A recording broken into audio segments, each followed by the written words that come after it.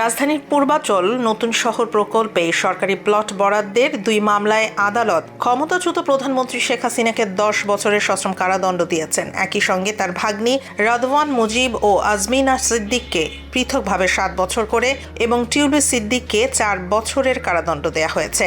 আদালত প্রতিটি মামলায় শেখ হাসিনাকে 1 লাখ টাকা করে মোট 2 লাখ টাকা জরিমানা দিয়েছেন। জরিমানার অর্থ অনাদায়ে অতিরিক্ত 1 বছরের বিনাশ্রম কারাদণ্ড ভোগ করতে হবে।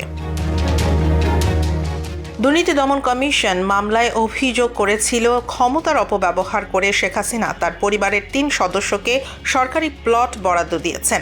মামলায় আরও 11 জনকে 10 বছরের কারাদণ্ড এবং একজনকে 2 বছরের সশ্রম কারাদণ্ড দেওয়া হয়েছে। অন্য 6 জন আসামিকে 5 বছরের কারাদণ্ড দেওয়া হয়েছে।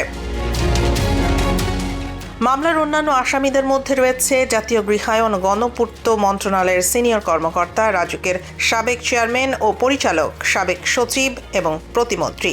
আদালতের রায়ে স্পষ্ট করা হয়েছে সরকারি সম্পদের অনিয়ম এবং ক্ষমতার অপব্যবহারের শাস্তিযোগ্য অপরাধ।